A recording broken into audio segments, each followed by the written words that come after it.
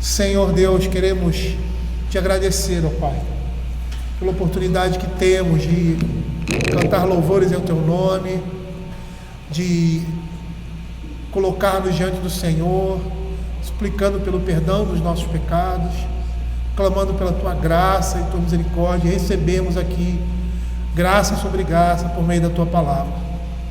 Que o Senhor Deus, que nesse momento o Senhor traga a sua palavra ao nosso coração e que ela sirva de consolo, conforto e esteja nos instruindo, Senhor, para a vida eterna. Que sejamos, ó Pai, vivificados e revigorados para mais uma semana de luta, Senhor Deus, e de dificuldades, ó Pai, provações, Senhor Deus, e mais uma semana diante do Senhor e na sua presença, Pai. Que o Senhor esteja nos dando alegria, Senhor Deus, e contentamento na tua palavra. É o que nós pedimos em nome de Jesus. Amém. Queridos, hoje nós vamos expor o Salmo 23. Abram a Bíblia no Salmo 23, fugindo um pouco da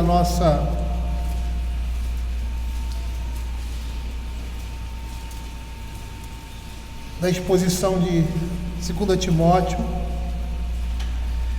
Próximo domingo nós voltaremos a expor Timóteo, mas hoje eu gostaria de trazer essa palavra à igreja. Hoje de manhã nós falamos de um pastoreio, um pastoreio negativo, em que a união entre, ou seja, o companheirismo com ímpios proporcionava. Mas agora nós vamos falar do pastoreio de Cristo na nossa vida. E vamos ver o que a palavra de Deus tem a nos dizer a respeito disso. Salmo 23 diz assim: O Senhor é o meu pastor e nada me faltará. Ele me faz repousar em pastos verdejantes, leva-me para junto das águas de descanso, refrigera a minha alma, guia-me pelas veredas da justiça por amor do teu nome. Ainda que eu ande pelo vale da sombra da morte, não temerei mal nenhum, porque tu estás comigo. O teu bordão e o teu cajado me consolam.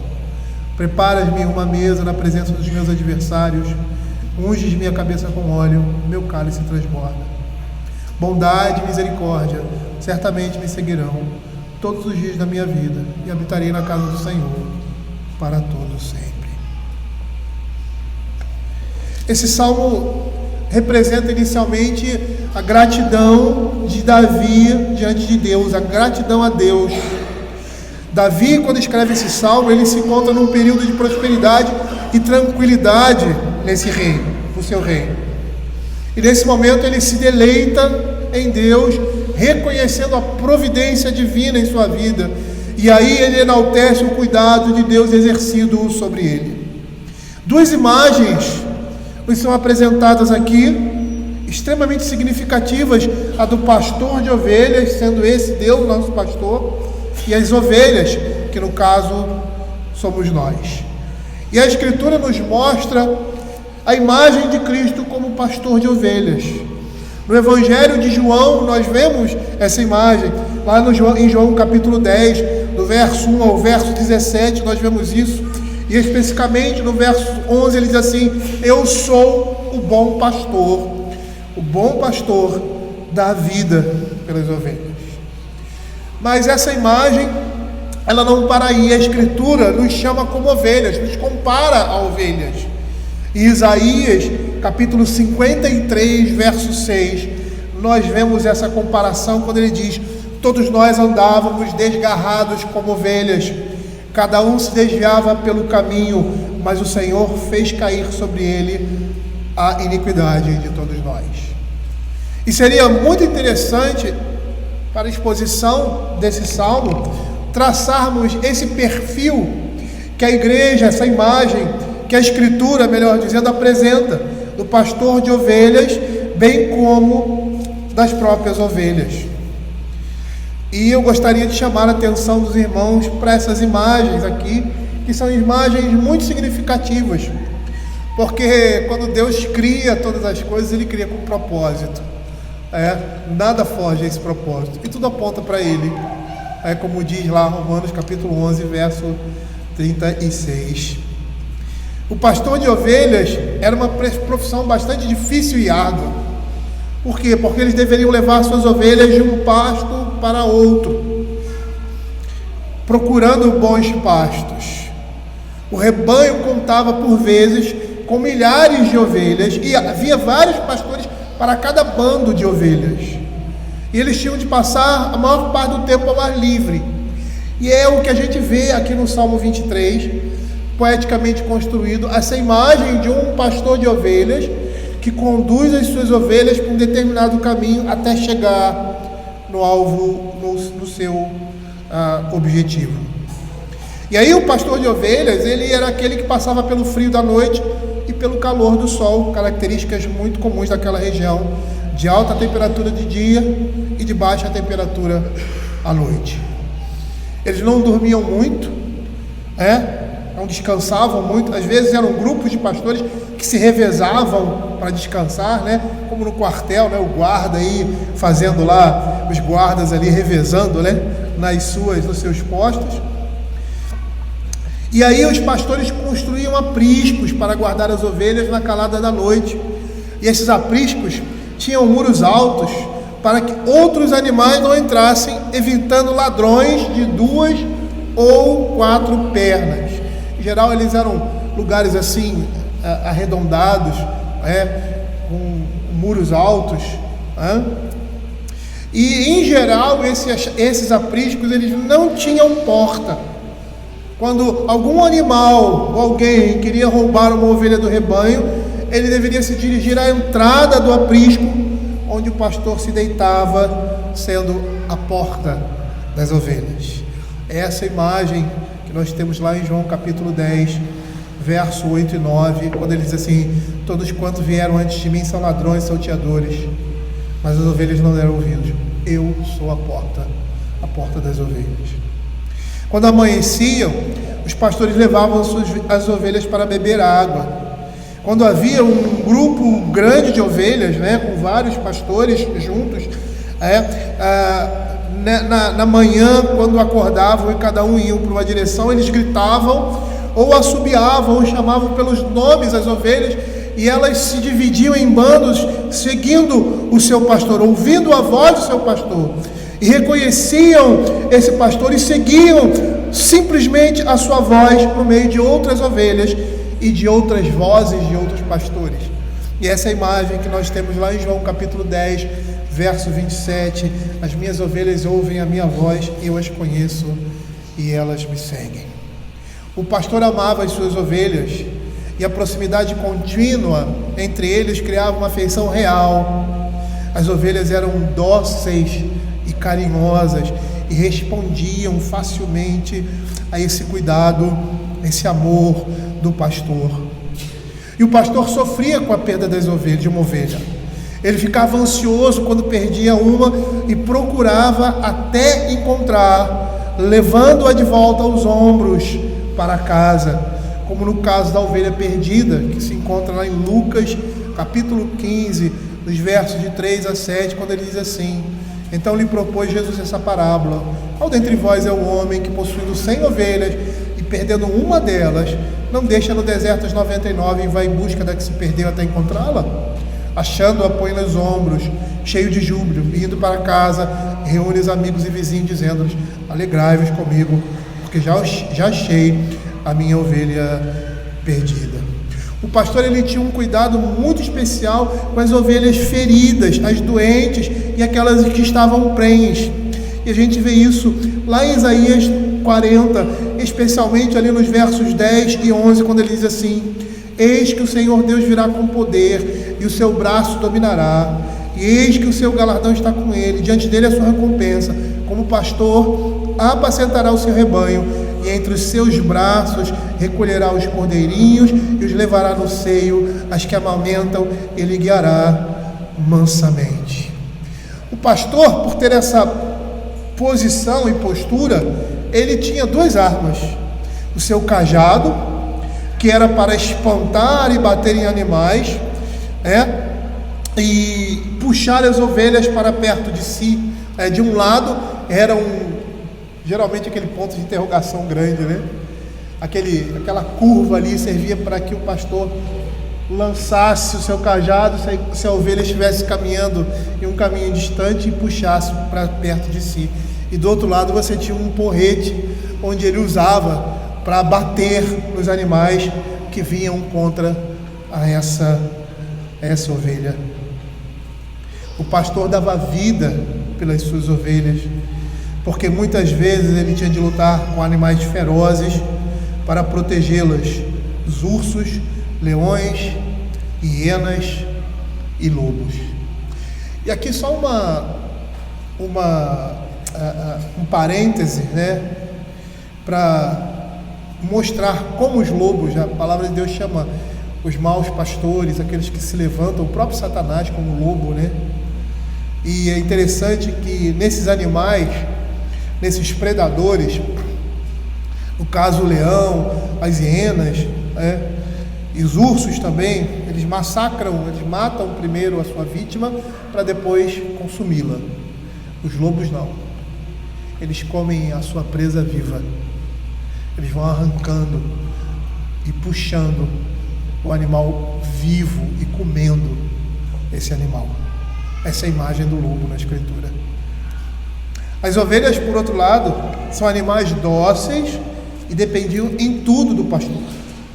Elas não apresentavam senso de direção nem de perigo.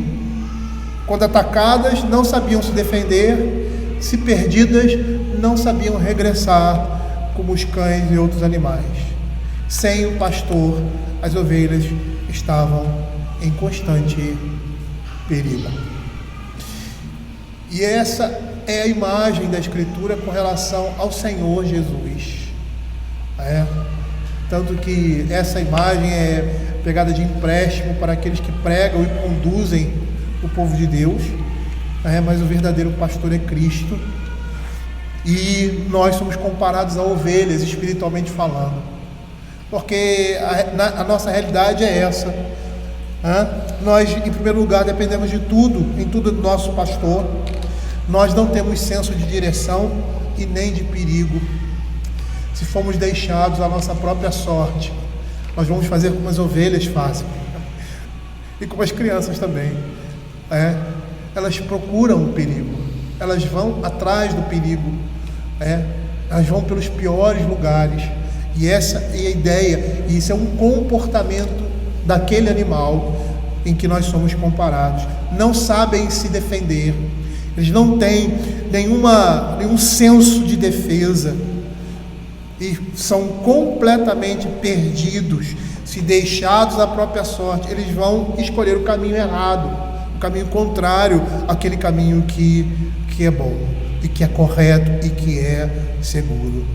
E é dentro desse contexto, dentro dessas particularidades da característica do pastor e das ovelhas, que o Senhor Jesus, por meio do Espírito Santo, do seu Espírito Santo, inspirou o salmista para trazer essas palavras que assim começam: o Senhor é o meu pastor e nada me faltará.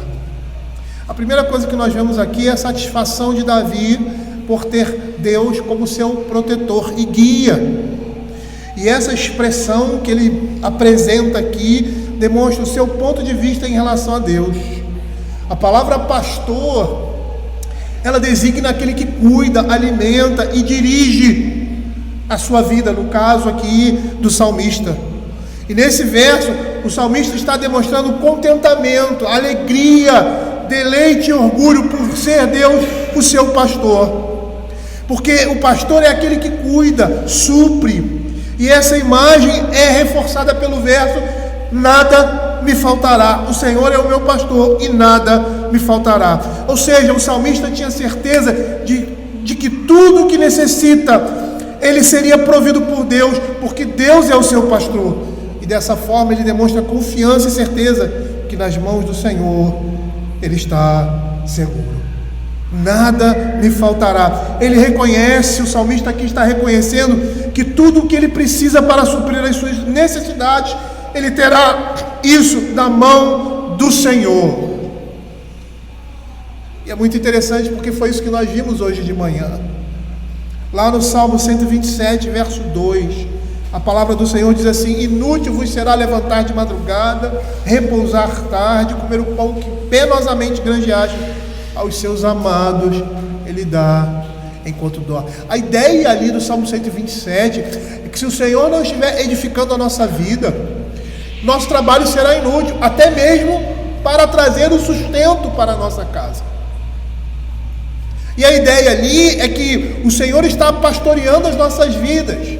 Ou seja, quando ele diz que se o Senhor não edificar a casa, ele está dizendo: se você não estiver vivendo de conformidade com os mandamentos, com os preceitos do Senhor, fazendo a vontade do Senhor, o Senhor não estará edificando a sua casa. E se o Senhor não está edificando a sua casa, inútil será levantar de madrugada, repousar tarde, comer o pão que penosamente granjeaste. Por quê? Porque aos seus amados ele dá até mesmo quando eles não estão trabalhando.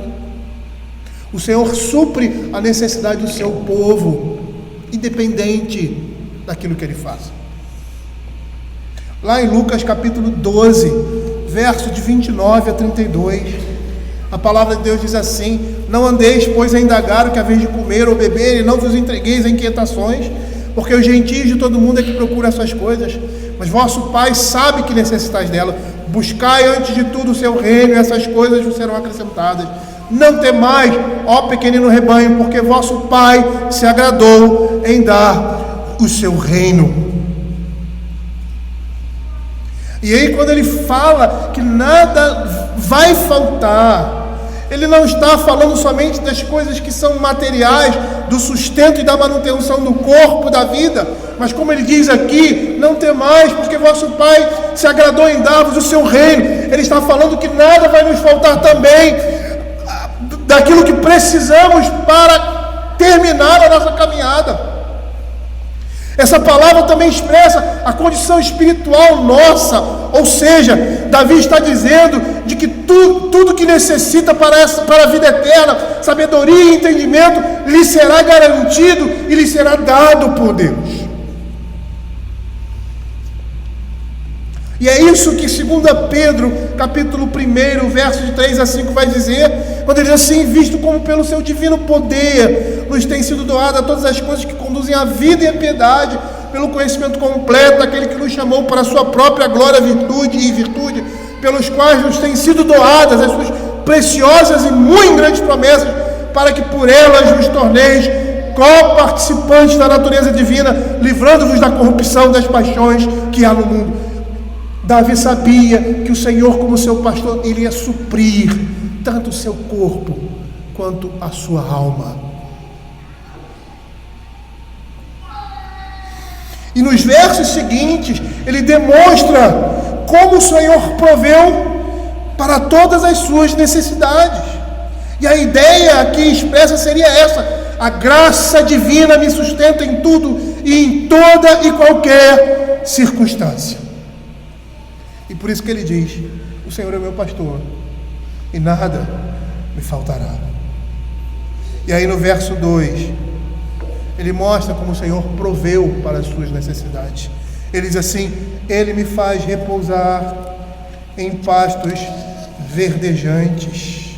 A ideia aqui é de alguém que descansa após esforço, alimento, sustento.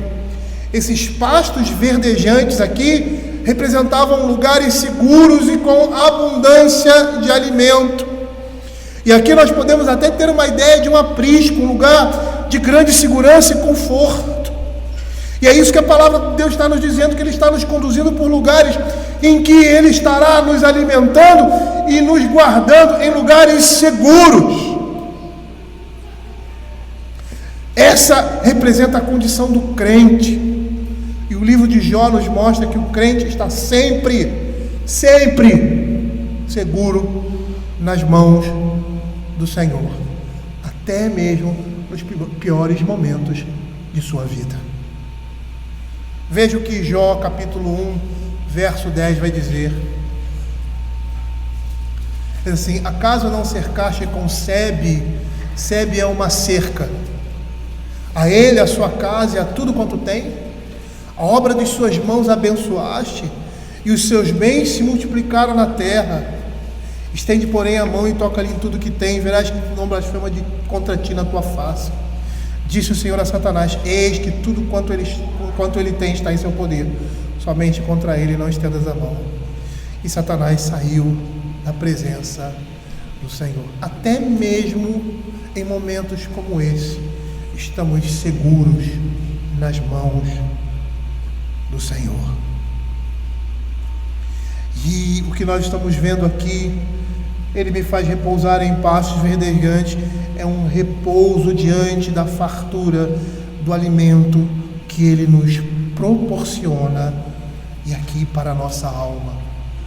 Lá no Salmo 55, verso 1, que fala sobre a graça de Deus ali em Isaías, ele diz assim: todos vós os que tendes sede, vinde às águas, e vós que não tendes dinheiro, vinde comprai e comei. Sim, vinde comprai e comei, sem dinheiro e sem preço, vinho e leite.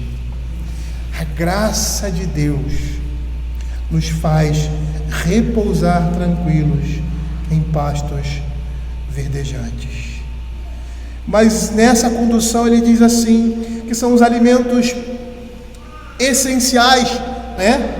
O alimento físico, vamos dizer assim, os pastos verdejantes e a água.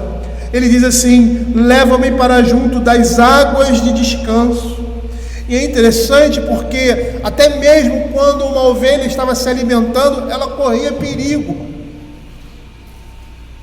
E no caso aqui, elas podiam se afogar com a correnteza.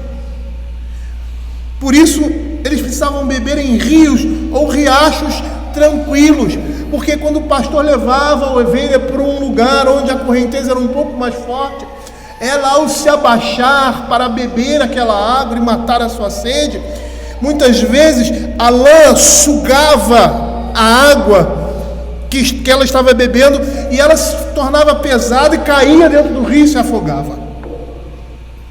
Por isso o cuidado desse pastor ao alimentar essas ovelhas, levando para águas de descanso, águas tranquilas, o cuidado divino. E a ideia aqui é do pastor levar e conduzir com um cuidado amoroso, levando pela mão, uma condução cuidadosa. Com essas figuras nós vemos quão ricamente Deus provera todas as necessidades do seu servo Davi, e não só dele, mas de todos aqueles que são seus. O capítulo 40 de Isaías, que foi citado anteriormente, ele vai falar da vinda do Messias, e diz que nessa vinda ele iria guiar seu povo cuidadosamente, como o pastor faz com suas ovelhas. E lá em Isaías 40, verso 11, ele diz assim: como pastor, apacentará o seu rebanho entre os braços, recolherá os cordeirinhos e os levará no seio. As que amamentam, ele guiará mansamente. Aqui nós vemos que, no caso das ovelhas, elas precisam de alimento para saciar a sua fome e mitigar a sua sede. E nessa jornada, de um pastor, essa jornada era bastante longa, provavelmente durante um ano, e ele precisava levar as suas ovelhas nesse tempo para os melhores pastos, para lugares em que elas pudessem pastar tranquilamente, debaixo do olhar e da condução e cuidado daquele pastor. E quando nós olhamos isso, por mais que seja um texto poético, e as imagens aqui são imagens que figuram, que comparam com a nossa realidade, com a realidade da condução de Deus na vida da sua igreja. E é interessante nós percebermos nas Sagradas Escrituras que quando o Senhor quer abençoar a sua igreja, Ele envia homens comprometidos com a sua palavra, pastores que guiam verdadeiramente o rebanho do Senhor. Abra Jeremias capítulo 23, versos de 1 a 4.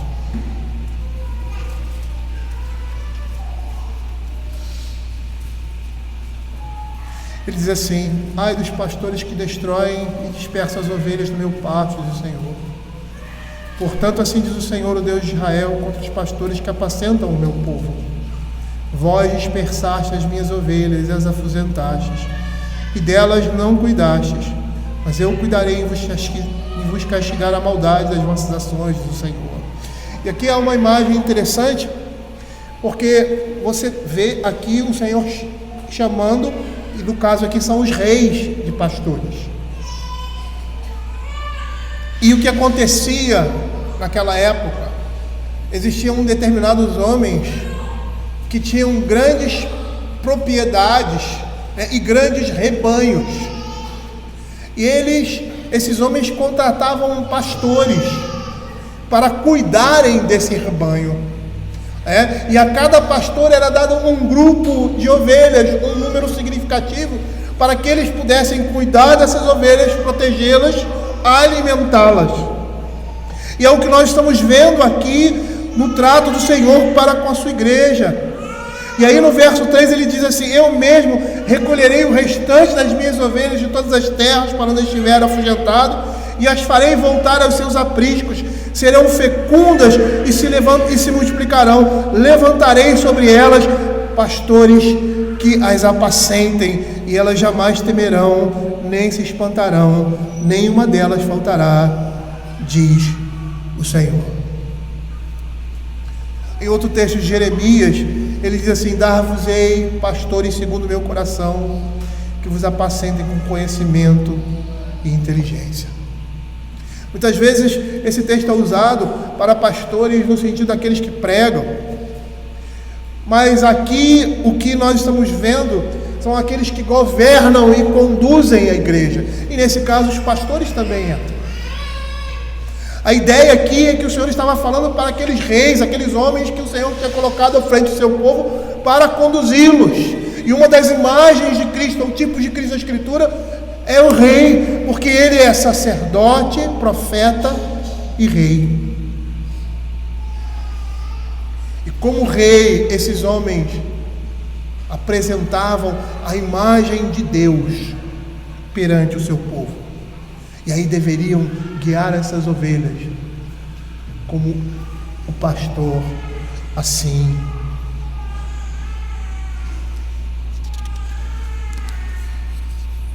conduzia. No verso 3 ele diz assim: ele me faz repousar em pastos verdejantes, leva-me para junto às águas de descanso, refrigera a alma. E a partir desse verso nós vamos perceber que o salmista ele vai misturando as coisas. No verso 2 nós vemos que ele está falando sobre pastos verdejantes, águas de descanso. E por mais que entendamos que isso é uma imagem também de coisas espirituais, a linguagem aqui do sustento material e do suprimento para o corpo, ela está bem presente. Mas percebam que nessa progressão do texto, a progressão poética, ele começa a misturar as coisas, e nós começamos a entender que não é somente coisas materiais que estão relacionadas aqui, ou seja, o suprimento daquilo que é necessário para a nossa vida, mas também para a nossa alma. Quando ele diz: refrigera a minha alma, guia-me pelas veredas da justiça por amor do seu nome. O salmista, com esse verso, ele não tem um foco em coisas materiais apenas, mas naquilo que é eterno. Não se refere somente a necessidades físicas, mas às necessidades da alma do seu povo. São as consolações do Espírito na vida do crente que estão sendo apresentadas aqui. Conversão, restauração, conforto. O salmista está querendo dizer que nesta caminhada o Senhor vai restaurar nossas forças, recobrar nosso vigor e nos dar consolo e alívio. E esses pastos verdejantes servem de alimento para o rebanho. A água para mitigar a sede representa o alimento que dá vida, e esse alimento vem por meio da palavra de Deus. É essa palavra que consola, fortalece e nos anima. É somente a palavra de Deus que pode refrigerar a nossa alma. Davi apresenta vários salmos que demonstram isso. E eu gostaria só de me deter no Salmo 119, porque os salmos, nós poderíamos dizer que os salmos é a representação de uma alma que se derrama diante de Deus e espera o conforto da sua mão. O Salmo 119, 25, ele diz assim, 119, 25: a minha alma está apegada ao pó, vivifica-me segundo a tua palavra. Ainda no Salmo 119, lá no verso 28, ele diz assim: minha alma de tristeza verte lágrimas, fortalece-me segundo a tua palavra. O verso 50 também do Salmo 119 diz assim: o que me consola na minha angústia é isto, que a tua palavra me vivifica.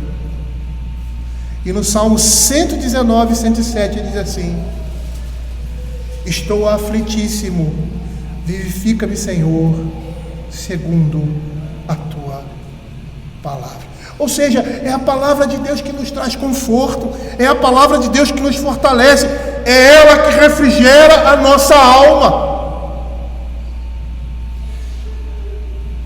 Eu estou começando a ler um livro de Stuart Olyott, e ele faz um comentário devocional sobre Daniel. E nessa introdução, ele apresenta aquilo que é mais necessário na vida de um crente, e que isso era recorrente na vida de Daniel, o que o fortificava e o alimentava quando ele estava longe de Israel, longe do seu ambiente, no meio da perdição, no meio da Babilônia. E ele diz que eram duas coisas básicas e simples que faziam com que ele permanecesse vivo naquela situação, que fazia com que ele pudesse, como diz lá o Salmo, acho que é Salmo 123, não sei, não é o 123, é nesses salmos de romagem. Começa no Salmo 120, eu acho, vai até o Salmo 128, por aí, tá? Que ele diz que colocávamos as nossas harpas e nós não conseguimos cantar canções em Babilônia.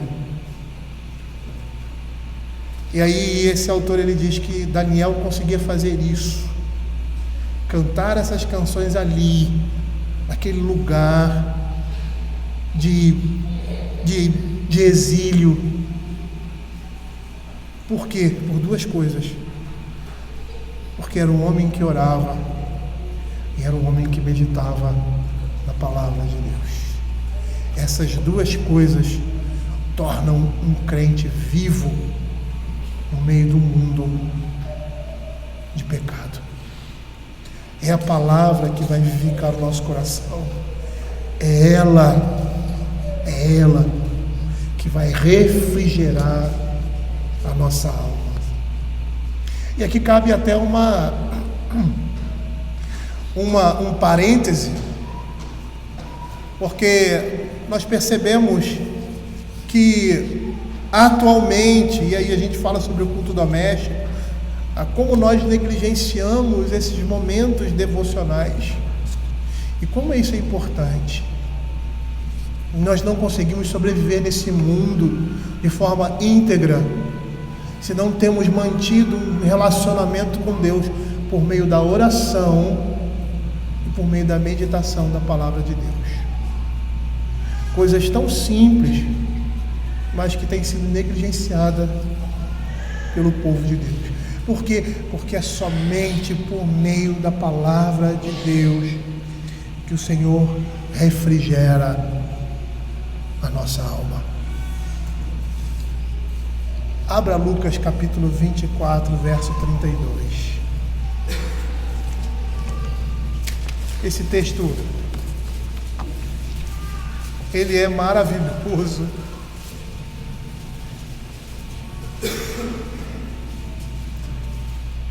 Eles dizem caminho de Emaús e disseram um ao outro: porventura não nos ardia o coração quando ele pelo caminho nos falava, quando nos expunha as Escrituras?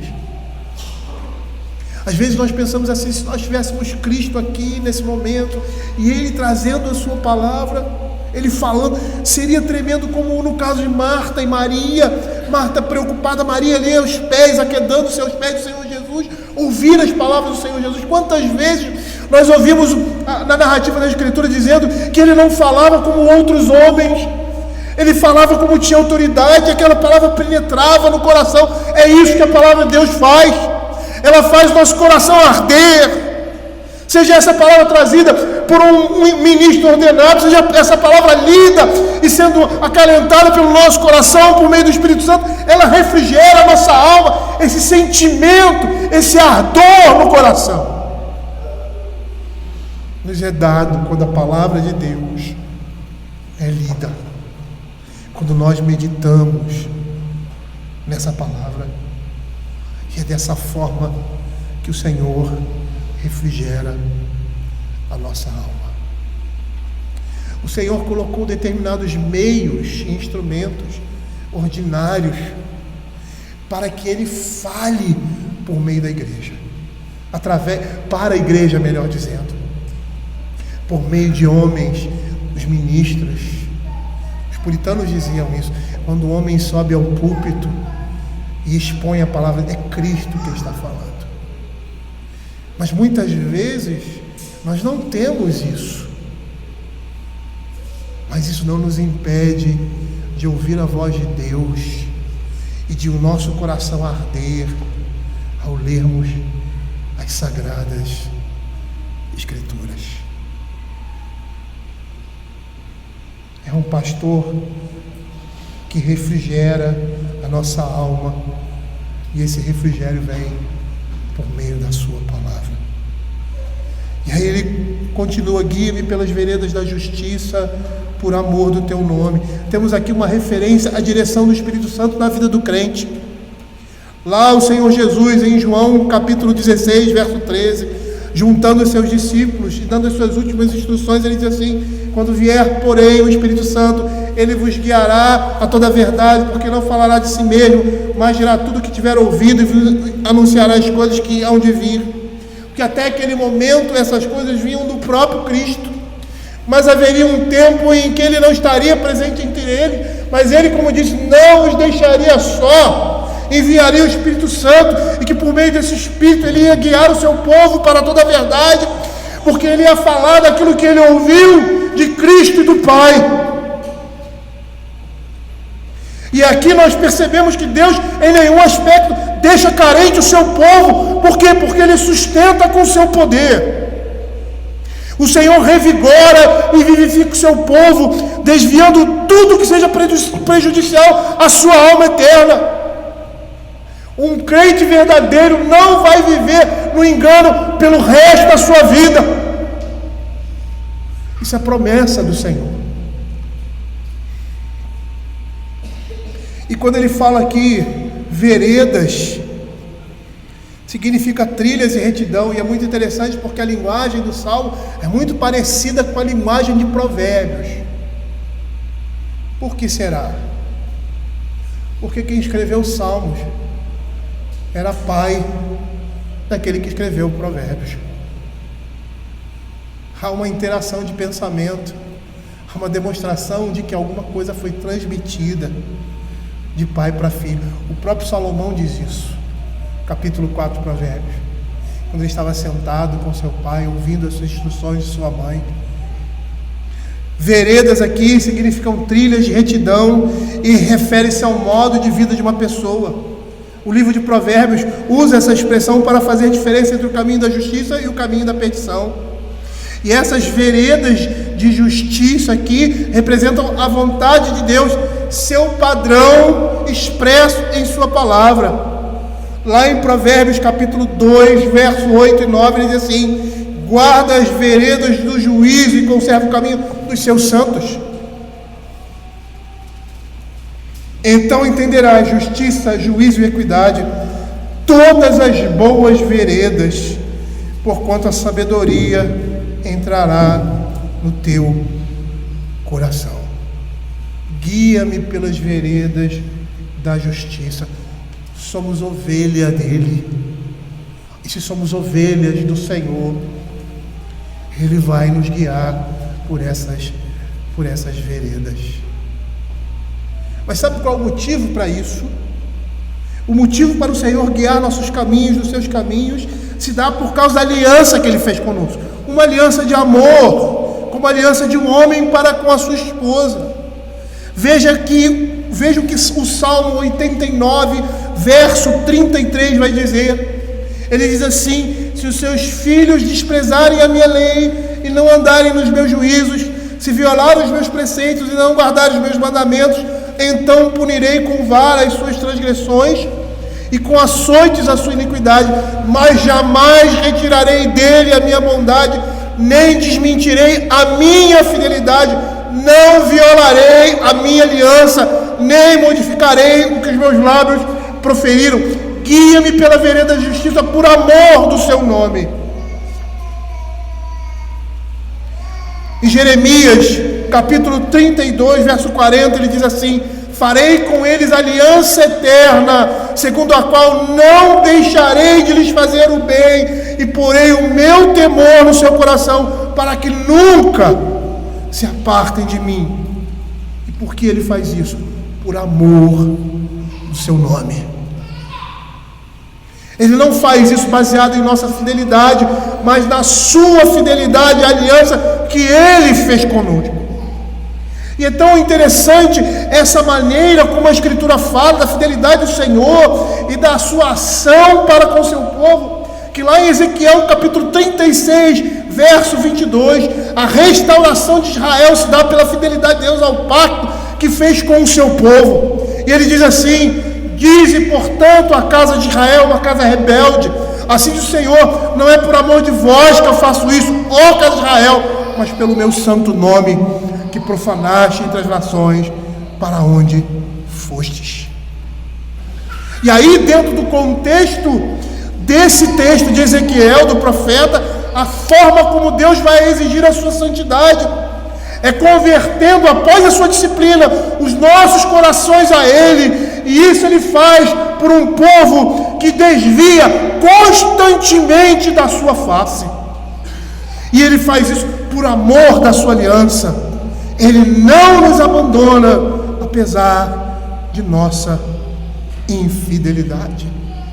E aí Ele diz assim, nos versos 23 a 28 de Ezequiel 36: vindicarei a santidade do meu grande nome, que foi profanado entre as nações, o qual profanaste no meio delas.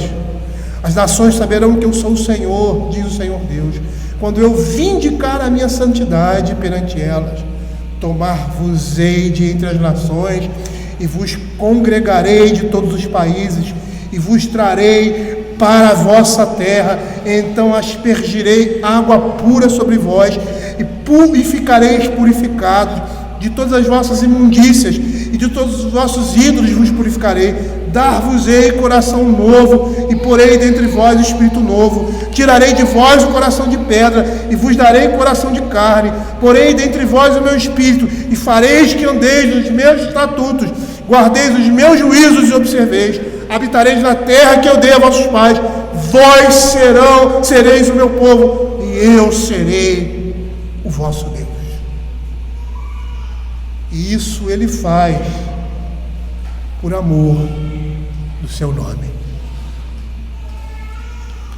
Mas perceba que no verso 4, nós temos aqui, e se formos olhar de uma maneira assim, bem comparativa com a nossa vida, nem tudo corre bem, nem tudo anda bem. Hoje somos alimentados, estamos fisicamente bem, amanhã acontece alguma coisa, Bate à nossa porta a doença, a tristeza, o infortúnio, e nós vamos perceber que isso também está no propósito de Deus, nesse caminho que o pastor está conduzindo as suas ovelhas, quando ele diz assim: ainda que eu ande pelo vale da sombra da morte, não temerei mal algum, porque tu estás comigo, o teu bordão e o teu cajado me consola. E aí nós vamos perceber que, embora habitemos seguro sobre a proteção divina, estamos expostos a muitos perigos. O apóstolo Paulo diz isso lá em Romanos capítulo 8, verso 35 a 39, e ele vai dizer que nós nos expomos a muitos perigos, estamos expostos a muitos perigos por causa do amor de Deus. Veja o que a Escritura diz: quem nos separará do amor de Cristo? Será tribulação, ou angústia, ou perseguição, ou fome, ou nudez, ou perigo, ou espada? Ou seja, ele faz esse questionamento dizendo: quem vai nos separar do amor de Cristo nessas circunstâncias? Porque elas vão acontecer, ou já estão acontecendo. Como está escrito: por amor de ti somos entregues à morte o dia todo, fomos considerados como ovelhas para o matadouro. Em todas essas coisas, porém, somos mais que vencedores por meio daquele que nos amou, porque eu estou bem certo de que nem a morte, nem a vida, nem os anjos, nem os principados, nem as coisas do presente, nem do porvir, nem os poderes, nem a altura, nem profundidade, nem qualquer outra criatura poderá separar-nos do amor de Deus que está em Cristo Jesus nosso Senhor. Somos passíveis de todo gênero de aflições e dificuldades que sobrevêm à humanidade por causa do pecado, por causa da queda. Mas a presença de Deus e a sua proteção devem aplacar nosso medo e ser o nosso consolo em horas difíceis. Por isso ele diz: não temerei mal nenhum. Por quê? Porque vai haver tempos difíceis na vida do crente, nessa caminhada. Mas nós não precisamos nos desesperar, pois mal nenhum nos alcançará. Você crê nisso? Que mal será esse? Será que não iremos morrer ou sofrer neste mundo por causa do Evangelho? Nós ainda não chegamos no aprisco. Nós estamos sendo conduzidos para ele. Lembra de Davi? Quando foi dar um relatório a Saul, Saul disse: você é um rapaz jovem, como é que você vai enfrentar um guerreiro experiente? E aí ele disse que nas suas caminhadas como pastor, ele teve que lidar com perigos, com ursos, leões, hienas e lobos. E muitas vezes nessas batalhas as ovelhas são feridas, são mordidas, são machucadas, muitas vezes até mortas. Veja o que Apocalipse capítulo 2, verso 10 e 13 vai nos dizer. Ele diz assim: não temas as coisas que tens de sofrer.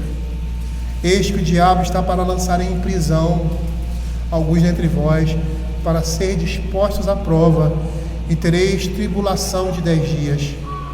Sê fiel até a morte, e dar-te-ei a coroa da vida. Olha o que diz o verso 13: conheço o lugar em que habitas, onde está o trono de Satanás, e conservas o meu nome, e não negaste a minha fé, ainda no dia de Antipas, minha testemunha, meu fiel, o qual foi morto entre vós, onde Satanás habita. Veja o que diz o verso 11 desse mesmo capítulo: quem tem ouvidos, ouça o que o Espírito diz às igrejas. O vencedor de nenhum modo sofrerá dano na segunda morte. Olha o verso do mesmo capítulo: ao vencedor dar-lhe-ei o maná escondido. Sabe o que isso significa? Significa que teremos essas coisas na nossa vida. Significa que essas coisas estarão presentes e que por causa do Evangelho, por causa daquilo que nós amamos, por causa daquilo que é a razão das nossas vidas, nós vamos sofrer. Em determinado momento aqui a igreja estava sofrendo por causa disso, porque queria viver de uma vida de uma forma santa, queria servir a um Deus verdadeiro, queria viver a sua vida com liberdade, mas liberdade no Espírito de Deus, e estavam sofrendo e sendo perseguidos. Qual é o problema de termos um tipo de adoração diferente? Qual é o problema de amarmos um Deus ou de servirmos a um Deus que, na visão deles, na nossa concepção, é um Deus superior? É um Deus que pressupõe e necessariamente nos leva a compreender que existe somente um Deus, e para eles isso é visto como algo terrível.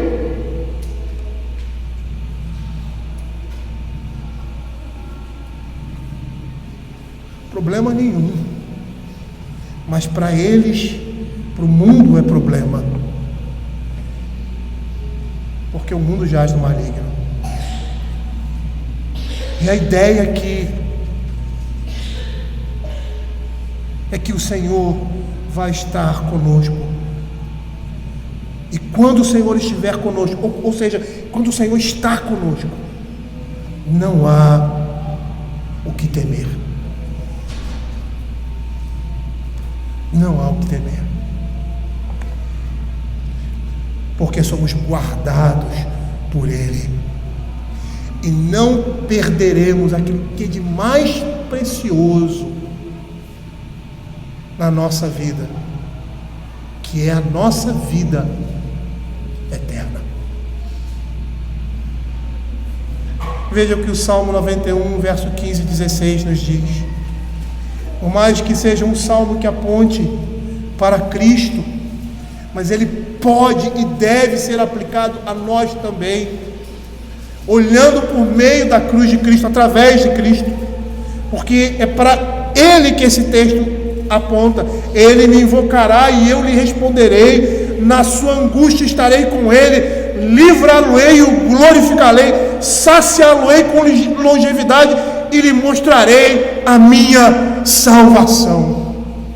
Ele está falando de Cristo aqui, que na angústia e na sua dificuldade ele estava com ele, livrando e o glorificando, e é isso que aconteceu ali na cruz de Cristo, e nós somos reflexo disso, porque nós, como descendência de Cristo, ou seja, como seus filhos espirituais, como irmãos que foram enxertados na árvore, nós também seremos ouvidos na nossa angústia, e o Senhor vai nos livrar do poder do mal.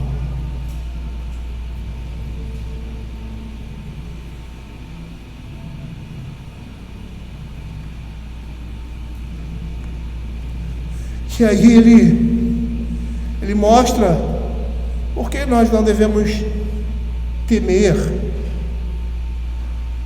essas coisas, nem a morte, nem sofrimentos, nem nada que esse mundo mal possa nos dar, porque Ele está conosco. O bordão dele e o cajado dele trazem consolo. Esses elementos do pastor de ovelhas representam o cuidado de Deus, assumindo ao governar, ou seja, assumindo o governo dos verdadeiros crentes. Como eu falei, o bordão servia para bater e a vara para trazer para perto. Eu me lembro certa vez quando o Paulo Brasil estava pregando acerca da vida de José no Egito, ele diz assim: vamos perceber que os poços e prisões em nossas vidas são para nos preservar do mal, para que não morramos, e sim vivamos. E com essas coisas, o nosso pastor quer nos aperfeiçoar, pois as dificuldades nos aproximam de Deus. As dificuldades fazem com que o seu pastor, ou seja, o nosso pastor, pegue aquele cajado e nos traga para próximo dele. E é isso que o salmista, no Salmo 119, 71, vai dizer: foi-me bom ter eu passado pela aflição, para que aprendesse os teus decretos.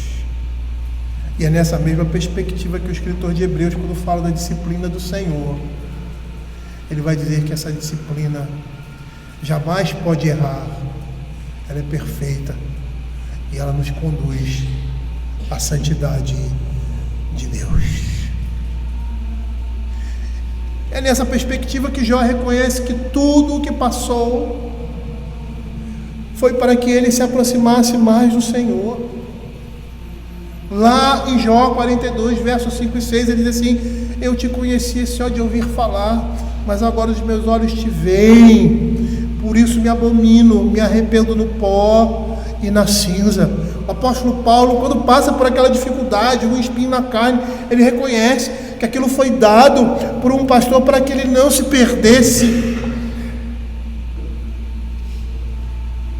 E aí nós vemos que essas coisas nos são dadas por esse pastor, que está ali presente, com o seu cajado e com o seu porrete, para nos proteger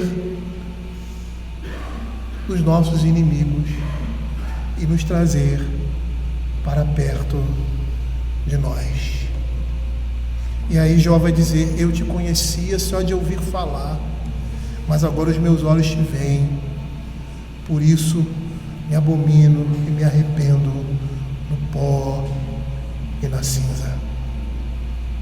Quando nós estamos sendo conduzidos por Deus a lugares, ou seja, situações da sombra da morte como estes, é porque nós precisamos aprender mais do amor de Deus e precisamos conhecer mais a nós mesmos. E é isso que Deuteronômio vai dizer no capítulo 8, no verso 2, 5 e 16, que dizem assim: recordar-te-ás de todo o caminho pelo qual o Senhor teu Deus te guiou no deserto esses 40 anos, para te humilhar, para te provar, para saber o que estava no teu coração, se guardaria ou não os seus mandamentos. Sabe, pois, verso 5, no teu coração, que como um homem disciplina seu filho, assim te disciplina o Senhor teu Deus. Verso 16, que no deserto te sustentou com maná que teus pais não conheciam, para te humilhar, para te provar e afinal te fazer bem.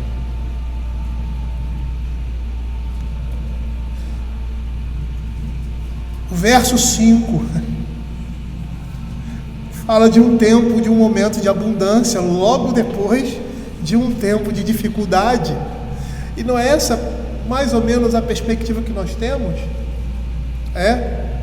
Não somente da Escritura, mas também no senso comum, de que após a tempestade vem a bonança. Preparas-me uma mesa na presença dos meus adversários, unges minha cabeça com óleo, o meu cálice transborda. Davi aqui nesse salmo está demonstrando a liberalidade divina que supre tudo quanto é necessário para a manutenção nessa vida. Suprimento de óleo e transbordar do cálice denota que ele recebeu muito acima das suas necessidades. E quem de nós não pode dizer a mesma coisa, como Davi, que temos recebido graça sobre graça e temos sido alimentados, sustentados mais do que necessitamos?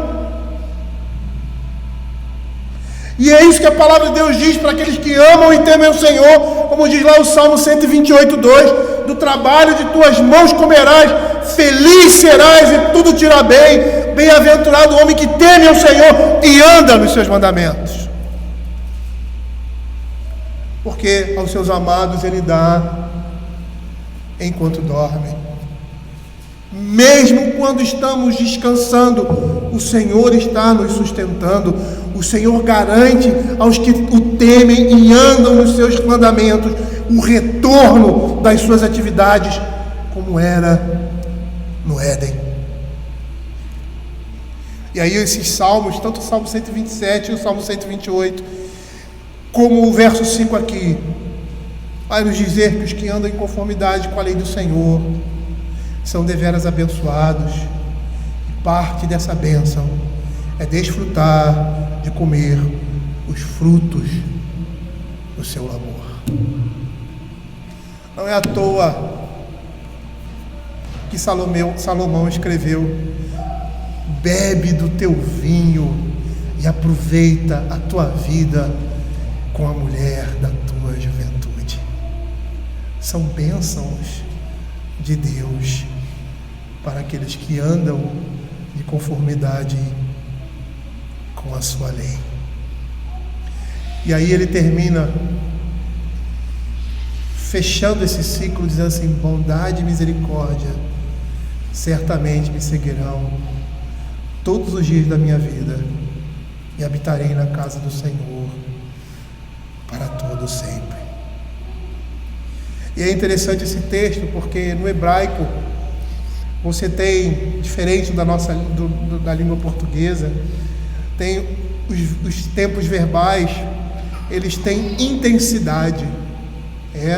Então o tempo mais comum é o kal. Existem outros tempos. E aqui, o tempo em que esse verbo seguir está sendo conjugado era um chamado de intensivo do kal. Ou seja, dando intensidade àquela expressão, àquela palavra seguir. E a intensidade desse verbo dá a ideia de perseguição. A ideia aqui, essa é a conclusão que Davi chega, que a bondade de Deus e a sua misericórdia vão ao encalço, perseguem aqueles que são seus, as suas ovelhas. E essa bondade, essa misericórdia era tal na vida deles, que eles seriam conduzidos para o reino eterno. Bondade e misericórdia, diante de tudo que eu vi, certamente me perseguirá, irá ao meu encalço, de tal forma que eu irei habitar na casa do Senhor para todo sempre. A ideia aqui é de perseguição. O salmista lá no Salmo 139, ele diz isso: da onde eu posso me esconder da face do Senhor? Como Jonas, que tenta se esconder ou se desviar de Deus. E aí o salmista vai dizer: se eu vou ao mar no profundo abismo, lá está. Se eu vou nas mais alturas, eu não consigo de forma alguma me esconder de Deus, porque Ele está sempre presente. E a palavra de Deus diz que Ele está perseguindo, indo ao encalço com a sua bondade e a sua misericórdia naqueles que são seus filhos. E lá em 2 Samuel, que é um texto que eu gosto muito, capítulo 7, versos 14 e 15, a palavra do Senhor, ela diz a mesma coisa de forma diferente, quando diz assim: eu lhe serei por pai e ele me será por filho, falando de Davi, falando de nós. Se vier a transgredir, castigá-lo-ei com varas de homem e com açoites de filho de homens, mas a minha misericórdia não se apartará dele. Na vida das ovelhas de Cristo, dos filhos de Deus, essas misericórdias e bondades acompanham todos os seus dias nesse mundo. E essa misericórdia e bondade demonstrada pelo pastor das nossas almas tem um propósito: nos preparar para recebermos o seu reino. Davi entendia que Deus lhe era favorável nesta vida por amor do seu nome, por causa da sua aliança que ele fez com ele, que ele fez conosco.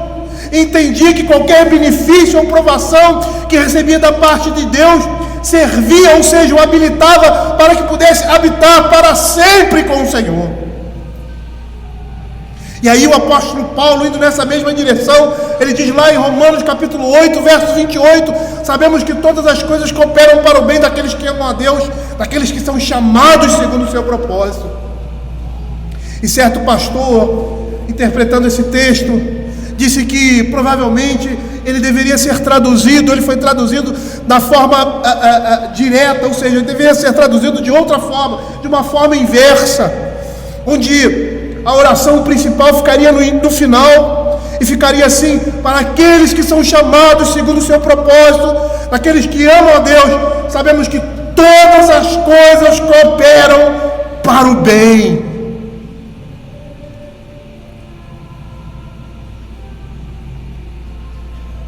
Da mesma forma que um homem não pode escapar da justiça divina, ele também não pode escapar do seu amor e da sua graça. Anualmente, os pastores faziam uma caminhada com as suas ovelhas, procurando boas pastagens. E é isso que nós estamos vendo nos primeiros versos. Ao final dessa caminhada, que era a jornada de um ano provavelmente, em geral, ele retornava para a segurança de um grande aprisco, onde todas as ovelhas do grande pastor, o grande proprietário, dono de todas essas ovelhas, aguardava em segurança, em total segurança. As guardavam em total segurança. E esse salmo nos mostra Deus, nosso grande pastor, nessa jornada aqui nesse mundo, e o seu propósito em nos levar para um lugar de total segurança. E João capítulo 14, versos de 1 a 3 diz assim: não se turbe o vosso coração, credes em Deus, credes também em mim. Na casa de meu pai há muitas moradas. Se assim não fora, eu vou-la teria dito, pois vou preparar-vos lugar. E quando eu for e vos preparar lugar, voltarei e vos receberei para mim mesmo, para que onde eu estou, estejais vós também.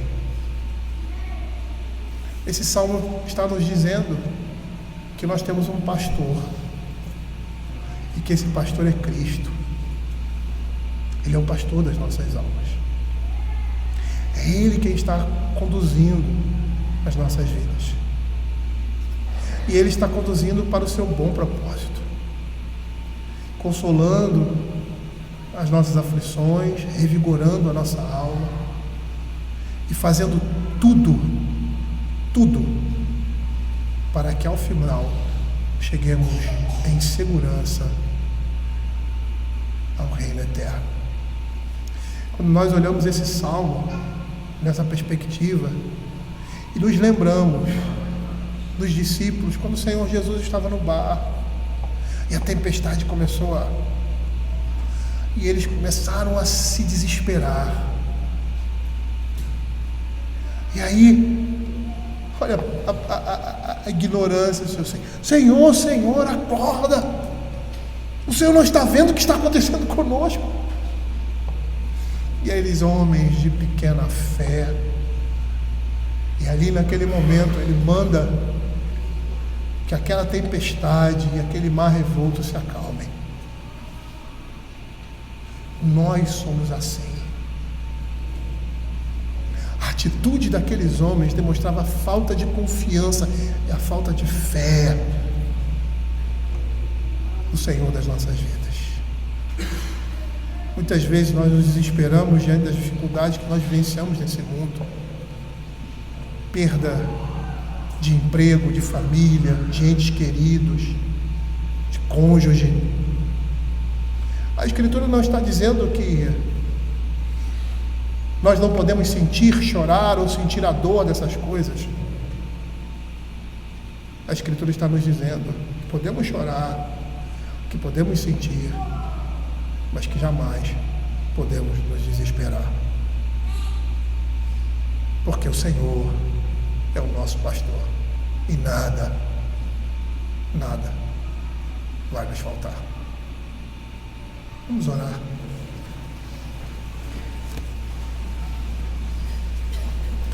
Senhor, queremos te agradecer, ó Pai, pela tua palavra e pedir que por meio dela o Senhor esteja consolando os nossos corações e nos dando confiança, não em nós, não em nossas resoluções, mas no Senhor. Os nossos corações, ó Pai, por mais que possam estar tristes, ó Pai, e atribulados com determinadas situações, porque somos humanos, mas jamais desesperados, como o próprio apóstolo Paulo fala, porque temos um Deus que é nosso Pai, que supre as nossas necessidades e que, segundo a sua vontade, Ele se manifesta nas nossas vidas, nos direciona para os seus caminhos, conforme a sua vontade, nos trazendo paz, nos trazendo tranquilidade e a certeza de que estamos sendo dirigidos pelo nosso Deus, pelo nosso pastor, que é Cristo. É o que nós pedimos e te agradecemos, ó Pai. Nos dá, Senhor Deus, esse entendimento, Senhor Deus, esse discernimento em momentos de dificuldades, em momentos que estivermos passando por vales e sombras em nossas vidas, e que possamos descansar o nosso coração no Senhor, sendo que a paz de Cristo repouse sobre nós. É o que nós te pedimos, em nome de Jesus. Amém. Vamos